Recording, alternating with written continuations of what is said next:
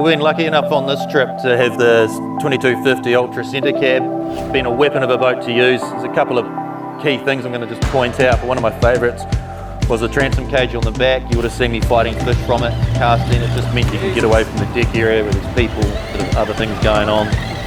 This is probably a kingy, I think. Forwards. Going to walk up into the boat. You see here, you just simply walk up and around. And off the front here, wow, you got the opportunity to mend your fly line, cast again away. So we had 2 fly fishermen on this boat, working pretty well. Good workhorse, but then it's got plenty of space on board for your family as well, that you'd have them in tow. A place like the Kings, it's nice to have a decent sized cab as well. We've had all our gear packed up the front, room for 4 or 5 guys to move around. And as I talked about, still fish off the front and back. It's been a bit of a pleasure really. It's the ultimate rig.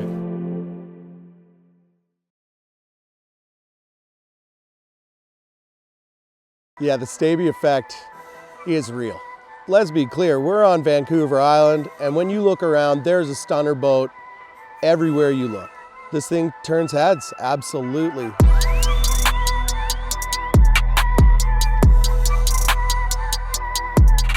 Everybody's really interested in what it is, where it came from. Hey, I've never seen one like that. And then, you know, I get the odd guy going, hey, is that Australian boat? Or is that New Zealand boat?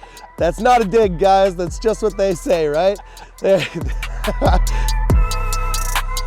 Hi, I'm Al Campbell from Stop, Drop, and Troll Adventures. We're here in China Creek, just outside of Port Alberni, BC. And this is my Stabicraft 2050. The first time that I kind of stepped out of my comfort zone and got out there and I felt it, then I said, wow, you know what, this thing is absolutely eating this stuff up. You know, the first time that I could cross the Georgia Strait and feel absolutely comfortable, not only did I make it home comfortably, but I made it home fast. This was my first time in my own craft being able to go 25 miles offshore and fish halibut and everything like that. To me, that was an absolute game changer. Feel safe out there. I know that my wife feels, you know, confident that I'm gonna make it home at the end of the day, even when we're tackling big water in dangerous spots. The responsiveness is fantastic. It really holds on to its steering. I mean, I can't say enough about how well this boat steers and handles. And at speed, the boat handles incredibly well, but that at rest, it handles really, really well. Like when we're jigging, we could back right up to those kelp beds and feel like everything was just great, and get in there and jig, and we got fish right up close on features that I wouldn't have attempted to go towards, you know? So it's just been fantastic. Today, a friend of mine, Jeff, joined me with his son, Jackson. It was Jackson's first time yesterday on the boat, and we went offshore, and so he got his first halibut, which was pretty amazing. And today he was up bright and early, ready to hit the water again. So it was just amazing to see the way that he really just was honed in on those rods. He was just doing all the right things out there. It was cool seeing the passion that he showed out there and just how much he got into it, because I really love being out here. I like getting pumped about fishing, and to see the smile on everyone's face and some big high fives and a bit of time at the cutting table. Just cool seeing him to drive to put food on his family's table. It was just awesome. The vibe on a fishing boat is everything when it comes down to it. And you know, especially when we're gonna have a kid out there for the first time, I gotta really make sure that everything stays up. You know, sometimes bad stuff happens and you have to deal with it, and you have to keep it cool for everybody, because yeah, as the skipper, you're responsible for everybody. And you know what? And when people come out with you, you're responsible for them having a good time and setting that tone and making sure that we can all stay in it. But you know, when the weather's amazing like this and everything's going right, it's the easiest thing in the world. The drop-down clears at the back are a really nice addition. You know, here it's pretty much cold and maybe wet almost every morning, even in the middle of summer. I do fish for a lot of the season, and Canada has, you know, pretty heavy weather. So when we're out fishing in February and March, it's going to be, you know, very cold, and that stuff's important. But what I really like about it is the fact I can roll it up and get it out of the way for when I want to fish when the day gets warmer. So, you know, today we started out with the clears down and everybody in there staying warm. But by the end of the day, we had it all rolled up. We were getting that fresh air and sunshine, and it was just, you know, absolutely fantastic. So that's a big one. The next thing that I'd say is that, you know, we put a radar on the top. You know, radar's not for everybody, but in an area like this, you know, today the visibility was okay, but yesterday we came into some fog so thick, I couldn't see much more than, you know, 50 meters in front of the boat, if that. And so, you know, it'll help you pick up other boats and everything like that coming at you. So we actually turned it on and we're attentively, you know, watching the radar and making sure nothing was coming. And it just gave me that sense of safety and comfort that I wasn't gonna go and run into the side of one of the sceners that was out there working the channel or anything like that. Another thing that we've done on there is autopilot with the Lowrance system. The autopilot's great. I just have a little handheld remote that can help me steer side to side, and I basically use it for a heading hold, you know, which basically keeps me going in a straight line, or I can turn it a varying number of degrees to one side or the other.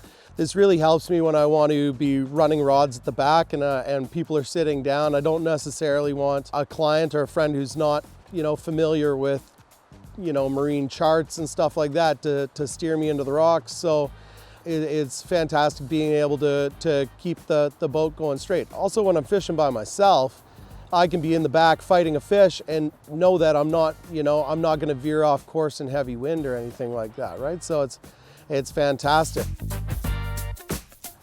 Yeah, moving back, another great feature, we added the grab rails on the gunnels here. These things are absolutely fantastic. I think, you know, it's not something I would have thought of right off the bat, but I wouldn't want to live without them anymore. My wife is disabled. She loves having a place to hold on to, and so that type of thing is really important to me. It's a great spot to mount rod holders like we have up there right now. And also when you sit up there and you're just enjoying the troll and everything like that, it kind of acts like a little bit of a backrest. And the gunnels are so wide that it's quite easy to sit up there and be comfortable and have that thing behind you, and you just have one hand down there, and it just gives you that added sense of security and everything, right? 10 out of 10, I'd be back getting those things again if I was ordering my boat from the factory. That's just, I think it's a really great addition. Moving a little farther back, we've got the downriggers. So downriggers are used to take a heavy weight, bring it down to desired depth, whatever depth you decide you want to fish at.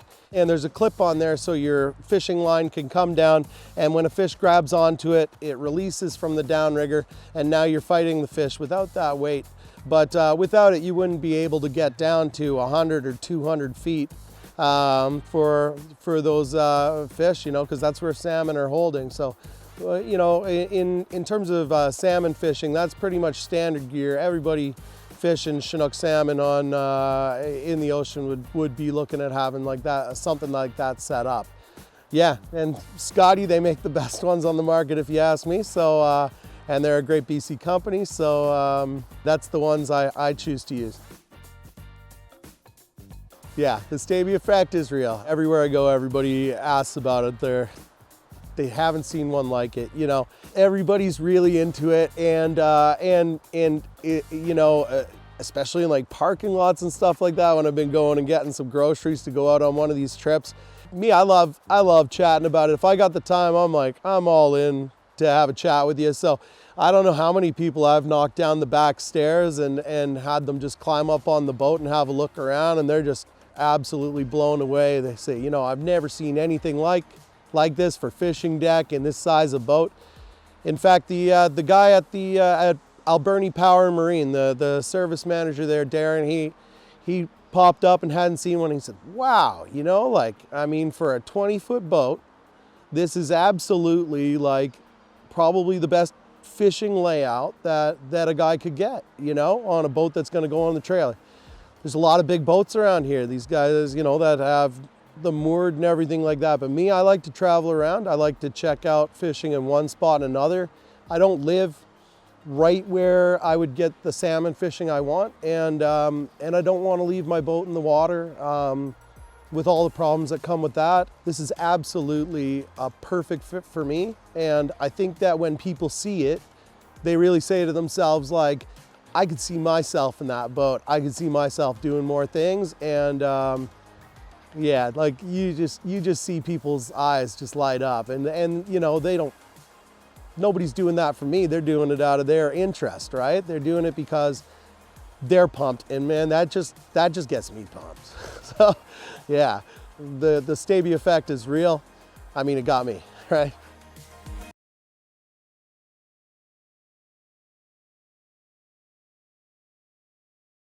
Hi, Mike here from Stabicraft, and it's time to have a look at the interior changes on the 2023 1850 Fisher. Starting with the hull, both the current 1850 Super Cab and the Fisher share a common hull. Because of this, you'll have the same stability, handling and nimble characteristics of the hardtop Big Brother. The new features are a separate anchor locker where you can fit a drum winch in the nose and a reconfigured V-berth. This 1850 Fisher offers a tidier, cleaner interior layout, and as we walk through the helm, we'll notice a lot of powder-coated interior features and usable storage.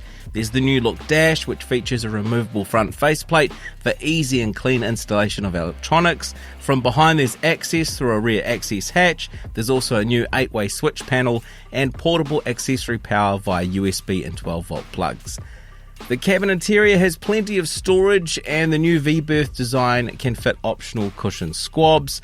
Heading through the iconic lifting windscreen, you'll find a stylish anchor locker hatch. On the inside, you'll find a mooring cleat and optional drum winch. There's 2 forward-facing drain holes in the self-contained anchor locker that allows for easy cleaning with fresh water after use.